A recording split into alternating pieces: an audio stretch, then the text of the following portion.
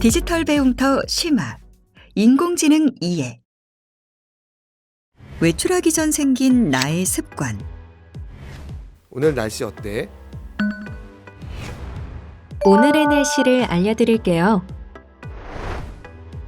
인공지능은 컴퓨터의 판단을 거쳐 스스로 행동하도록 만드는 기술입니다. 다양한 분야에서 활용되고 있는 인공지능.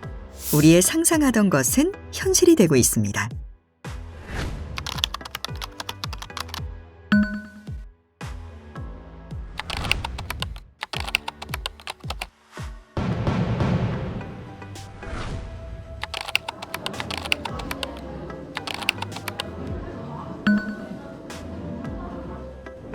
인공지능과의 공존이 이미 시작됐습니다. 여러분은 인공지능에 대해 얼마나 알고 계신가요? 오늘은 인공지능의 원리, 그리고 인공지능과 사람의 차이에 대해 알아보겠습니다. 인공지능의 개념. 여러분 안녕하세요. 조용민입니다. 아이가 태어나서 엄마 그리고 아빠라는 단어를 스스로 사용하기까지 얼마나 많은 학습이 필요할까요? 사실 아기는 말을 하지는 못하지만 태어난 지 며칠 되지 않아서도 엄마와 다른 여성의 목소리를 구별할 수 있고요.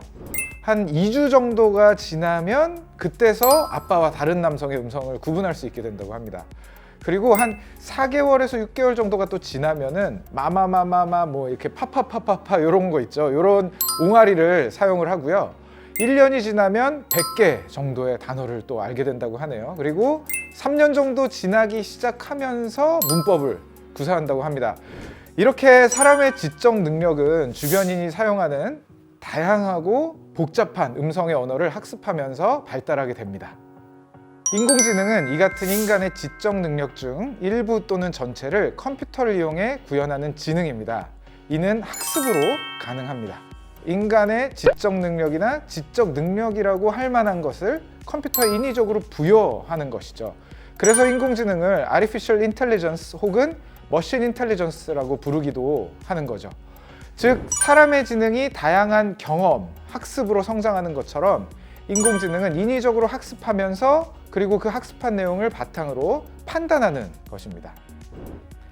인공지능은 다양한 데이터를 통해서 경험과 비슷한 학습을 하고요. 학습한 내용을 바탕으로 새로운 상황에서 문제를 해결할 수 있는 판단 능력을 갖춘 알고리즘입니다.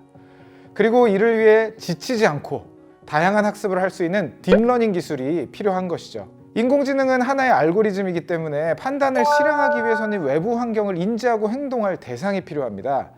이 대상이 외부 환경을 센서로 감지해서 알고리즘에 알려주고 다시 또 알고리즘이 제시하는 행동을 실행하게 되는 겁니다.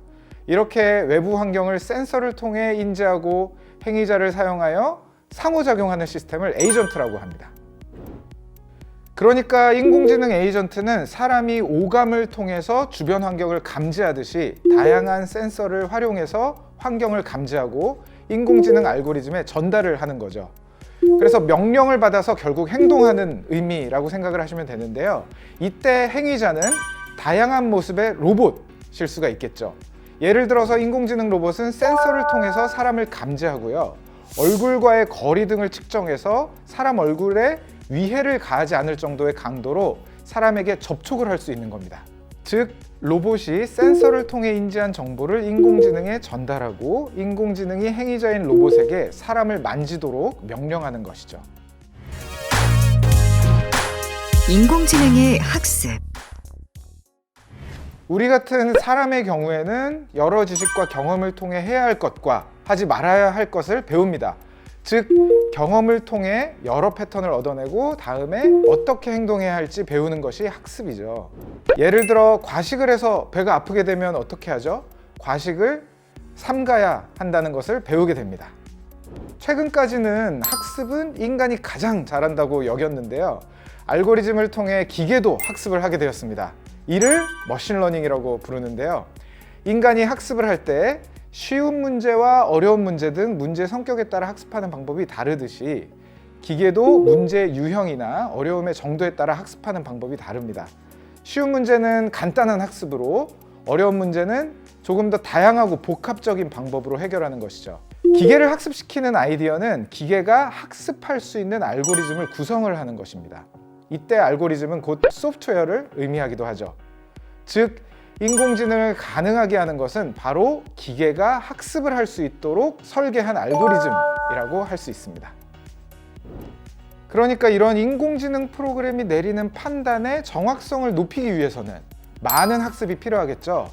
이렇게 많은 학습을 가능하게 하고 정교화할 수 있는 것은 많은 양의 데이터와 그리고 빠른 연산을 가능하게 하는 하드웨어나 네트워크 환경의 발달이라고 할 수 있겠습니다.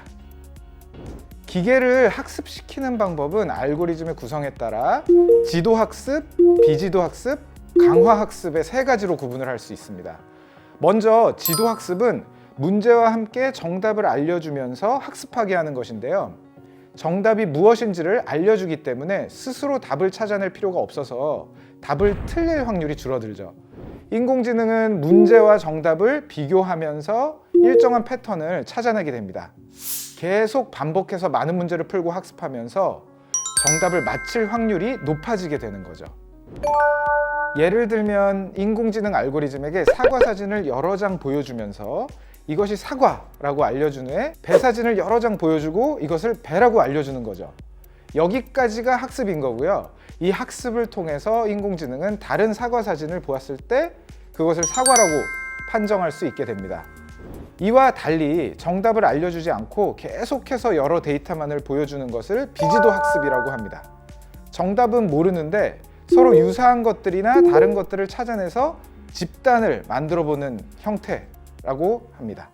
예를 들어 음식과 장난감을 구분하는 것, 양식과 한식을 구분하는 것 등 여러 데이터를 가지고 이리저리 분류해 보면서 일정한 패턴을 파악하는 것입니다.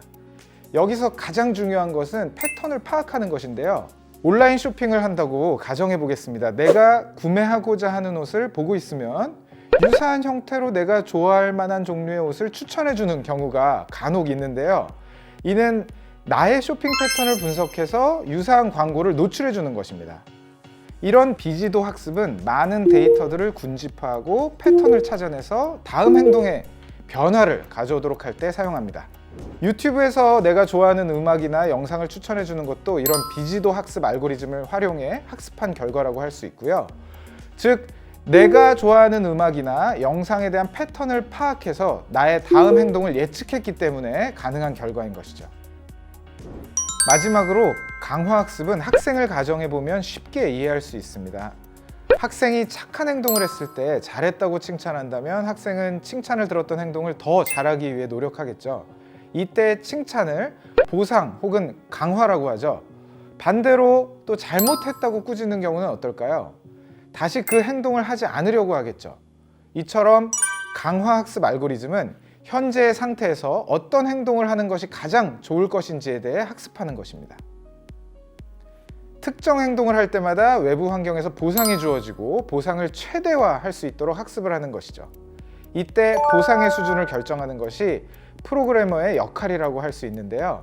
다양한 연구 결과를 바탕으로 최적의 행동을 할 수 있도록 가중치를 높이는 것입니다.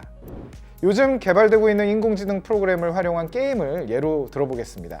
체스, 장기 등을 둘 때 현재 나와 적의 대치가 바로 상태가 됩니다.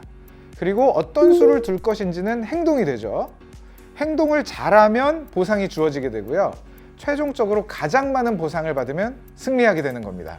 이러한 내용을 학습시키는 것이 강화학습입니다. 다양한 강화학습 알고리즘은 입력한 문제에 대해 더 좋은 답을 찾아갈 수 있어서 기계 번역, 상품 추천, 질병 진단 등 다양한 분야에 활용되고 있습니다. 한 걸음 더 인공지능 프로그램 학습시키기. 여러분, 티처블 머신은 지도학습을 체험해 볼 수 있는 사이트인데요.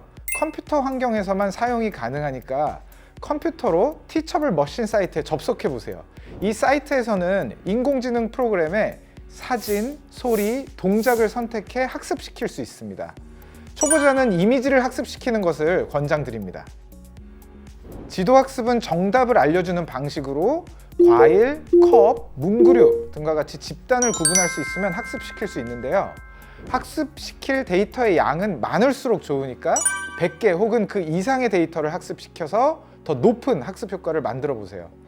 그럼 오늘 학습한 내용을 활용해서 지도학습으로 이미지를 학습시켜 볼까요? 두 종류의 과일 이미지를 집단 1과 집단 2로 구분해서 학습시켜 보겠습니다. 먼저 티처블 머신 홈페이지에 들어가셔서 Get Started를 클릭하시고요. 이미지 프로젝트를 선택해 주세요.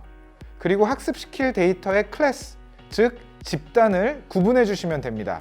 어떤 과일을 클래스 1에 배치할 것인지 결정하는 것입니다. 클래스 1에 배치할 과일을 정하셨다면 클래스 1을 클릭하시고 빈 창에 사과라고 작성하신 뒤에 학습시킬 방법으로 웹캠을 선택하세요.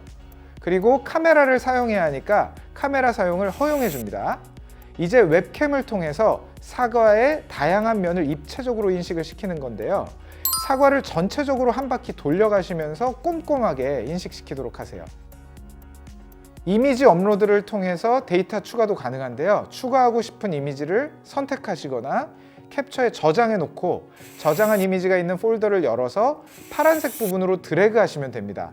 다만 많은 양의 데이터가 필요하기 때문에 되도록이면 웹캠을 활용해서 보다 많은 데이터를 수집하는 것이 좋습니다. 만약 두 종류 이상의 과일을 준비하셨다면 Add a Class를 클릭하셔서 집단 수를 늘릴 수가 있습니다.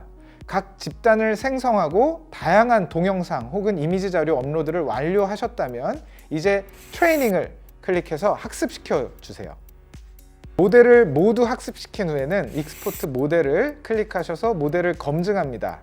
이제 새로운 사과를 카메라에 보여주시고 새로운 물체가 무엇인지를 맞히도록 해서 모델 성능을 테스트해 보시고요. 익스포트 모델을 통해서 모델을 추출하셔서 학습이 잘 되었는지 확인해 보세요. 오늘 배운 내용을 활용해 인공지능 프로그램을 여러 가지 데이터로 학습시켜 보세요. 이것으로 인공지능 이해학습을 모두 마치겠습니다. 감사합니다.